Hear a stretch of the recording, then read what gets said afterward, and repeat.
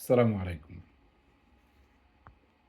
Professor Yunus সুর উঠিয়েছেন, তিনি পদত্যাগ করবেন। এটাকে বলে কুমিরের কান্না। প্রফেসর ইউনুস সম্বন্ধে আমাদের যে ধারণাটা ছিল, সেটা সম্পূর্ণ ভ্রান্ত ধারণা ছিল।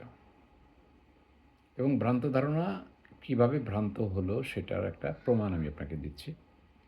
সেটা হচ্ছে যে তিনি কনফ্লিক্ট অফ ইন্টারেস্টে চলে গেছেন। হ্যাঁ, তিনি রাষ্ট্র চালাবেন, সুতরাং তার মামলাগুলা বাতিল হতেই পারে।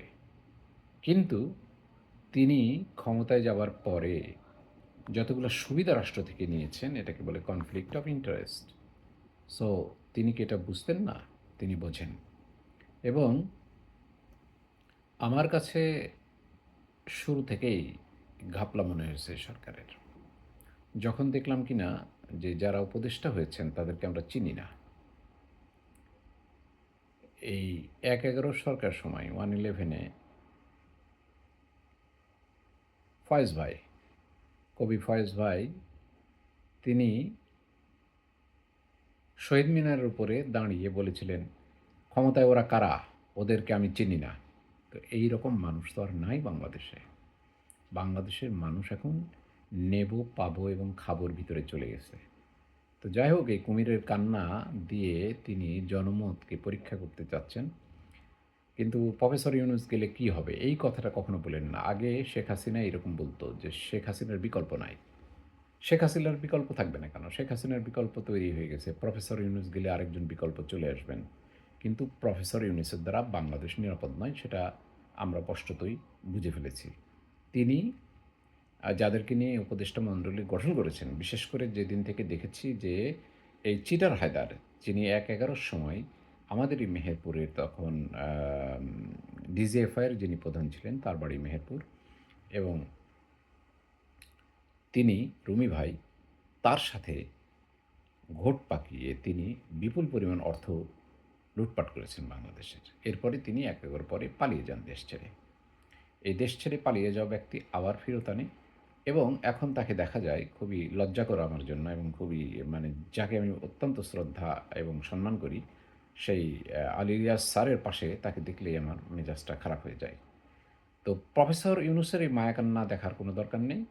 বাংলাদেশে তিনি এসেছিলেন এমন একটা পরিস্থিতিতে, সেই পরিস্থিতিতে তিনি যা করেছেন সম্পূর্ণই নিজের স্বার্থে এবং তিনি খুব স্বার্থকেন্দ্রিক মানুষ। তিনি দেশের উপকারে কোনোদিনই কথা বলেননি। দেশে অন্যায়, অত্যাচার, গুম, খুন, বিচার বহির্ভূত হত্যাকাণ্ড সব কিছু ঘটতো যখন, তখন তিনি তার মুখে কুলুপেটে বসে থাকতেন। কোনোদিন কোনো প্রতিবাদ করেননি। তার এত বড় চ্যানেল, সারা বিশ্ব তাকে চেনে, সারা বিশ্বের প্রেসিডেন্টকে তিনি নাকি একটা কল করলে সাথে, সাথে অ্যাপয়েন্টমেন্ট পেয়ে যান। তাহলে সেই ব্যক্তি অ্যাম দেশের জন্য কথা বলবেন না? তিনিই তো কথা বলবেন। আমরা ছিলাম ক্ষমতাহীন মানুষ। আমাদেরকে জেলে দিলে আমাদের জামিন করার মানুষ পাওয়া যেত না। আমরা কিন্তু চুপ থাকিনি। আমরা দেশের জন্য লড়েছি, দেশের মানুষের বিচার বহির্ভূত হত্যাকাণ্ডের বিরুদ্ধে কথা বলেছি, গুম খুনের বিরুদ্ধে কথা বলেছি। তো আমরা যদি সাধারণ মানুষে, ক্ষমতাহীন মানুষে এই কাজগুলো করতে পারি, তিনি এত বড় একটা ক্ষমতাসীন মানুষ ছিলেন, ক্ষমতাশালী মানুষ ছিলেন। তিনি কোনোদিন তো কোনো কথা বলেননি, কোনো অন্যায়ের বিরুদ্ধচারণ করেননি। আবার ক্ষমতায় বসার সাথে, সাথে তিনি হ্যাঁ, তার নিজের যে অ্যা ঋণ মওকুফ করে নিলেন। তিনি বিশ্ববিদ্যালয়ে অনুমতি নিলেন। তিনি মানি ওয়ালেটের পারমিশন নিয়ে নিলেন। তিনি নেওয়ার জন্য এসেছিলেন। তো তিনার নেওয়া শেষ হয়েছে। তাকে তো আমাদের প্রয়োজন নেই। কিন্তু এই অবৈধভাবে নেওয়ার যে প্রক্রিয়া, এই প্রক্রিয়ার বিরুদ্ধে একদিন বাংলাদেশের মানুষ সোচ্চার হবে এবং ইউনুসকে নিয়ে এখন অনেকেই ওই কুমিরের কান্না, শেখ হাসিনার মতো কুমিরের কান্না দিতে শুরু করবেন যে, "ভাই ইউনুসকে করতে দিল না, এই করতে দিল না, ওই করতে দিল না।" সম্পূর্ণ ভুল, সম্পূর্ণ ভুল। ইউনুসের মতো ক্ষমতাশালী লোক আর দ্বিতীয়টি ছিল না বাংলাদেশে, যিনি এই দায়-দায়িত্ব নিতে পারেন। তিনি ইচ্ছাকৃত নিছেন? না। তাকে বসানো হয়েছিল। মার্কিনিরা চেষ্টা করছে যে এর আগে ১/১১-তে পারেনি, ফেলিওর হয়েছিল। তখন তো ২ দল ছিল, এখন তো ১ দল নাই।